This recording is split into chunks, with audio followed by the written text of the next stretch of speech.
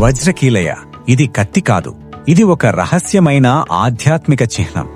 Tibetan Vajrayana బౌద్ధంలో వజ్రకీలయను ఒక ఉగ్ర ధ్యాన దేవతగా భావిస్తారు.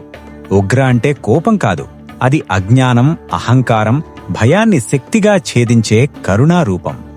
మీరు చూసే ఈ ఫుర్బా అనే శూలానికి 3 వైపులుంటాయి. అవి శరీరం, వాక్యం, మనసు శుద్ధిని సూచిస్తాయి. ఇది యుద్ధానికి ఉపయోగించే ఆయుధం కాదు, ఇది మన లోపల ఉన్న అంతర్గత శత్రువులను జయించే సాధన.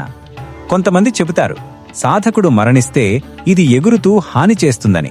కాని సాంప్రదాయ బౌద్ధ గ్రంథాలలో అలాంటి విషయం లేదు. వజ్రకీలయ స్వతంత్రంగా కదిలే శక్తి కాదు, ఇది ఒక ధ్యాన చిహ్నం, మనసు మార్పు కోసం ఉపయోగించే సాధనం. బయటికి ఇది శూలంలా కనిపించినా లోపల ఇది జ్ఞానానికి ప్రతీక.